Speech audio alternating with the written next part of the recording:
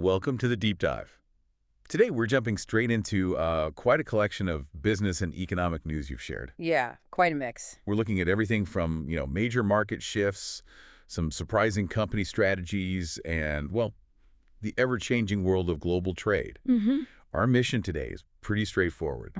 Connect the dots, pull out the key insights, and really make sense of it all for you without, burying you in jargon. Exactly. And the sources are really diverse this time. We've got the whole 23andMe story, their acquisition. Right. NVIDIA's situation in China, which is tricky, trends in Asian markets. Okay. This interesting tariff workaround, the first sale rule, how Europe's reacting to potential trade issues. Lots on trade, then. Yeah, and also in China's industrial profits, the Circle IPO, that uptick in U.S. consumer confidence. Oh, yeah, I saw that. What Gen Z is spending on, HSBC changing their tune on AMD, JP Morgan chasing wealthier clients, Salesforce buying Informatica, Southwest adding bag fees. Finally. Big change for them. Vivek Ramaswamy's unusual biotech Bitcoin plan, Volvo cutting jobs, Walmart getting fined over toy guns. Right. The Treasury Secretary's idea for long-term yields, and the latest on U.S.-EU trade talks. It's a packed agenda. Okay, definitely a lot to unpack. Let's start maybe with tech and biotech. Seems like a lot is happening there. Sounds good. That 23andMe story is really something, isn't it? I mean, they were valued at, what, $6 billion at their peak? Yeah, around that. Huge number. And now they're delisting, filing for Chapter 11, and Regeneron's buying up the assets for just $256 million. It's a stark contrast. And what's really fascinating, I think, is how quickly it happened. 23andMe really caught the public's attention initially, didn't they? Oh, absolutely. Direct-to-consumer genetics was huge news. But, like the reports suggest, they really struggled translating that initial excitement, that buzz, into something sustainable. Right, like recurring revenue. Exactly. Whether that's subscriptions or research deals or actually developing drugs, it just didn't quite materialize enough. And going public via that SPAC back in 2021? Yeah, the Special Purpose Acquisition Company wrote.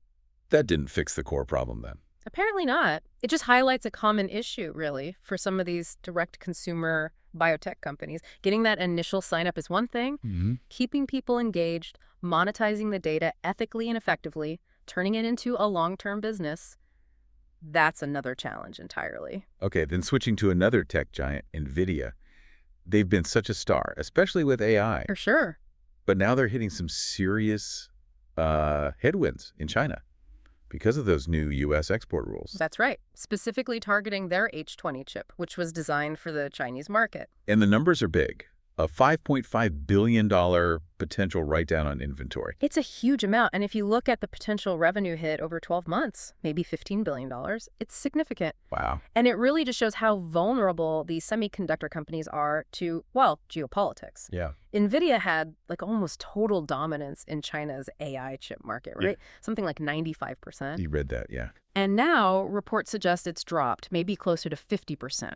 That's a massive shift, purely because of regulations. So it's not just lost sales, it's market share evaporating. Exactly. And the analysts are forecasting slower growth, too. Still significant growth, mind you, maybe 66% last quarter, projected 53% now. Still huge numbers. But it's a big slowdown from the, over 250% growth they saw a year ago. It signals this potential fracturing of the global AI supply chain. And it might push China to develop its own chips faster, right? I think their CEO even mentioned that. Yeah, Jensen Huang. He suggested exactly that. It's kind of an unintended consequence, maybe. Could be. You put restrictions in place to limit something, but you might actually accelerate their push for self-sufficiency in that critical tech. Interesting dynamic. And didn't the administration also pull back some other AI rule? Yeah, they rescinded the AI diffusion rule, but plan a new, maybe simpler one. It just shows how complex this all is, and they're still trying to figure out the right approach. NVIDIA is apparently lobbying hard for licenses for that H20 chip, too. Makes sense. Okay, another big tech move. Salesforce buying Informatica.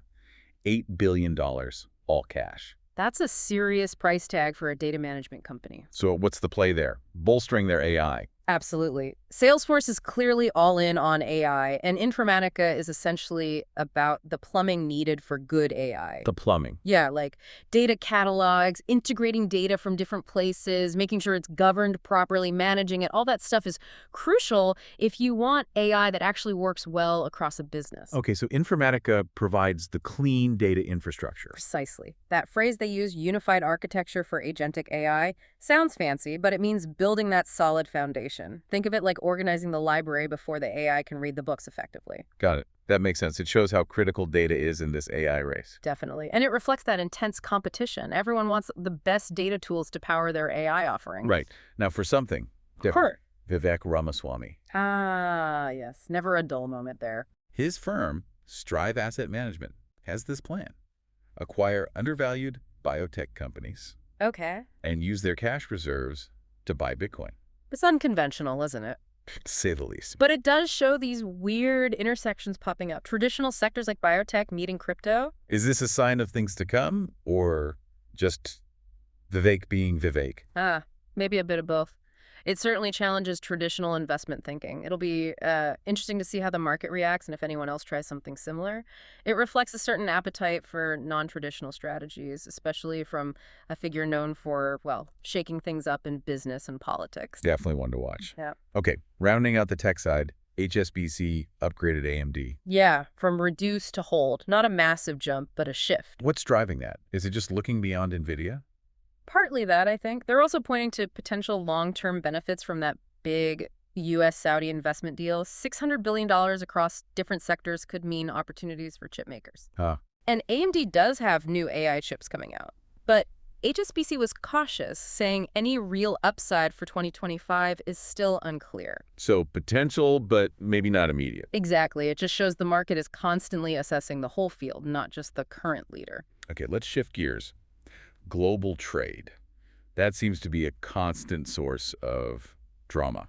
That's one word for it. Uncertainty, maybe? Right. So President Trump delayed those big 50% tariffs on the EU until July 9th. Markets like that, temporarily. They did. A bit of a relief rally, but like you said, it feels temporary. Because the underlying tensions are still there. Absolutely. The EU is openly talking about countermeasures on U.S. imports, so the dispute isn't resolved, just paused. And this is separate from the China situation. Yeah, although it's all interconnected, isn't it? We saw the U.S. and China agree earlier to lower some tariffs after a truce. But the overall levels are still really high, right? Like 51% U.S. on China, 32% China on U.S. Exactly. Still very high barriers. And then you had Kevin Hassett from the White House hinting a few more deals might be close, maybe with India. So it's a constantly shifting landscape. Very hard for businesses to plan. Extremely difficult. Which brings us to that first sale rule. Yeah, tell me about that. It sounds like a loophole, almost. Well, it's actually an established part of U.S. customs law, but it's getting a lot more use now because of the high tariffs. How does it work? Basically, importers can choose to calculate the import duties based on the price of the first sale in a series of transactions, not necessarily the price they paid. So if a factory sells to a middleman cheap, and the middleman sells to the U.S. importer for more. You pay duty on that lower first sale price, often the manufacturer's price. Companies like Moncler, the luxury brand, and Kuros Biosciences have specifically mentioned it provides a significant benefit. But does that undermine the whole point of the tariffs? If companies can just find ways around them? That's the big question, isn't it? It certainly reduces the tariff revenue the government collects, and it might lessen the incentive to move manufacturing back to the U.S., which is often a stated goal of tariffs. So it's legal, but maybe works against the policy's intent. Potentially. It really shows how adaptable businesses are. You change the rules, they find the smartest way to operate within them. It's this constant dynamic. Interesting. Meanwhile, over in China, despite these tariffs and some deflation worries, their industrial profits actually went up in April. Yeah, by 3%, which was faster than March. It suggests some resilience, doesn't it? Definitely. What's behind that? It seems to be linked to government policies specifically aimed at supporting the private sector. Beijing's been trying to boost confidence there. But not across the board. Apparently not. State-owned firms actually saw their profits fall, so it's a mixed picture internally, and concerns about overall demand and prices haven't gone away, but still a positive sign amidst the challenges. In Europe, they're not just waiting to see what happens with U.S. tariffs, are they? No, definitely not. We're seeing companies taking action. Look at Volvo cars. The job cuts, 3,000 jobs. Exactly. Part of a cost-cutting drive, sure, but explicitly linked to the uncertain tariff environment and the need to adapt. They already pulled a car out of the U.S. market because of tariffs, didn't they? One made in China. That's right. So these trade tensions have very real consequences for companies and their employees. And governments are acting too, like France securing that Airbus deal with Vietnam. Yeah, you could see that as part of a strategy. Strengthening trade ties with partners outside the U.S. and China, maybe. Diversifying in response to the uncertainty. Makes sense. Okay, let's talk about sentiment. Consumers, markets. How's everyone feeling? Well, there was that nice jump in U.S. consumer confidence in May. After 5 months of it going down, right? Exactly. Seems like the easing of U.S.-China trade tensions, even if temporary, gave people a bit more optimism. What specifically improved? The expectations index. So people felt better about future business conditions, their job prospects, future income. But are they still worried about tariffs and inflation? Oh, yeah. Those concerns definitely came through in the survey responses. So the confidence is back up a bit, but it feels maybe a little fragile. Sensitive to the next headline. Okay. And what about Gen Z? They seem to have their own economic outlook. They really do. Reports suggest they actually expect to spend more in 2025 than last year. More, when other generations might be tightening belts. Seems so.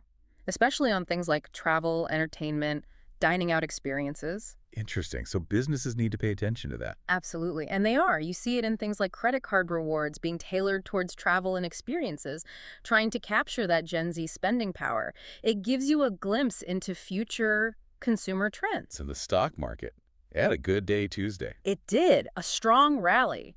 Seemed fueled by that EU tariff delay and the better consumer confidence number. Tech stocks did well. Yeah, tech led the charge. Tesla was up, notably Musk had pledged to refocus on the company. Nvidia and AMD saw gains too. But is the rally built on solid ground? Some analysts are a bit skeptical, saying there wasn't necessarily strong conviction, maybe just relief. Investors might still be waiting for more concrete positive news, another catalyst. Okay, so a positive reaction, but maybe cautious optimism. Something like that. And speaking of markets, some positive signs in crypto.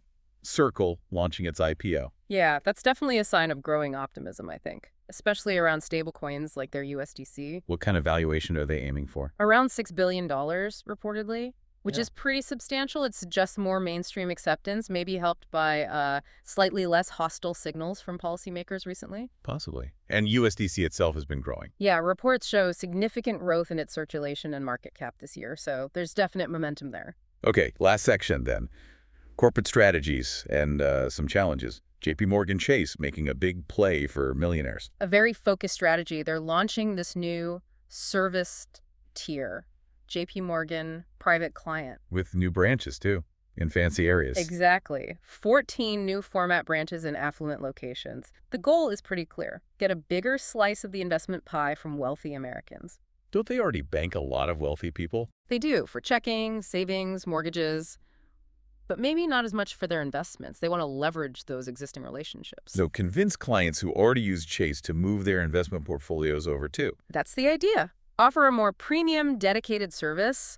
The entry point is pretty high, at least $750,000 in deposits and investments. Clearly targeting a specific group. Mm-hmm. Okay, opposite end maybe. Southwest. No more bags fly free. End of an era, isn't it? It was such a core part of their brand for so long. So starting Wednesday, they charge for check bags. Yep. Starting at $35 for the first bag. Why the change now? Well, there was pressure from an activist investor. And honestly, baggage fees are a huge... Yeah, shipping realistic-looking toy guns to New York, which violates state law there. Is this the first time? No, they've apparently had similar issues before. It just highlights how tough it is for these massive online platforms, especially with third-party sellers, Right. to keep track of and enforce all the different state and local rules for every single product. It's a compliance nightmare. Sounds like it. Walmart has to pay a fine and put better systems in place. That's the gist of it, yeah. Okay, finally, the Treasury Secretary Bessent. A plan to lower long-term Treasury yields. How? By tweaking bank regulations. Specifically, lowering something called the supplementary leverage ratio. Okay, and how does that lower yields? The thinking is, if you lower that ratio, banks don't have to hold as much capital against their assets, including government bonds. So theoretically, they could hold more government debt, increasing demand. Which pushes prices up and yields down. That's the theory. It might also free them up to lend more. But will it actually work? That's the million-dollar question, or maybe trillion-dollar question. Bond markets are incredibly complex. It's one potential lever, but its effectiveness. We'll have to wait and see. Okay, well, that was definitely a deep dive. It really paints a picture of just how interconnected everything is, doesn't it? It really does. Trade policy impacting tech stocks, Yeah. consumer feelings shifting with tariff news, companies finding these old rules to adapt. It's all linked. Yeah, and the contrast between some of these stories is fascinating, too. Like what? Well, think about 23andMe and Encircle, both operating in innovative, kind of future-facing areas. Right. Yep. Genomics and crypto stablecoins. But one is getting acquired out of bankruptcy after a massive fall from grace. Yeah. And the other is launching this high-profile IPO with a multi-billion-dollar valuation target.